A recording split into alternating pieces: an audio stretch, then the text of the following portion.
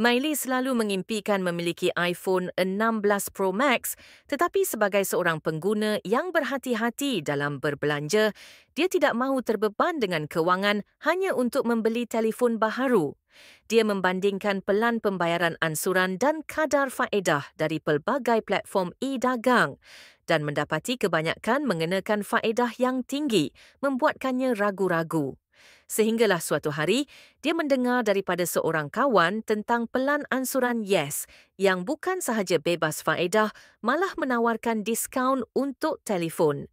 Mei Lee segera pergi ke Yes Store Cheras Leisure Mall untuk menyiasat. Kaki tangan di sana dengan mesra memperkenalkannya pada iPhone 16 Pro Max dan pakej fleksibel Yes. Mei Lee terkejut apabila mengetahui bahawa pelan ansuran Yes bukan sahaja bebas faedah, malah menawarkan diskaun tambahan untuk telefon.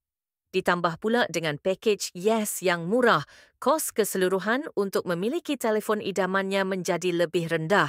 Tanpa ragu-ragu, Mei Lee memilih iPhone 16 Pro Max dan pakej 5G fleksibel Yes.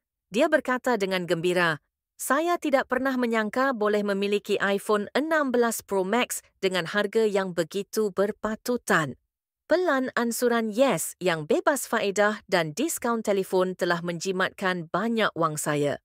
Dan pakej mereka juga sangat berbaloi. Sekarang saya boleh menikmati kegembiraan memiliki telefon baharu tanpa perlu risau tentang bajet yang melebihi. Kisah Mei Lee membuktikan bahawa Yes bukan sahaja menyediakan perkhidmatan rangkaian yang berkualiti, malah turut menawarkan promosi dan kemudahan yang nyata kepada pengguna. Sama ada pengguna yang berhati-hati dalam berbelanja atau mereka yang mencari telefon berprestasi tinggi, Yes mampu memenuhi keperluan mereka, membolehkan mereka menikmati keseronokan teknologi dengan cara yang lebih mudah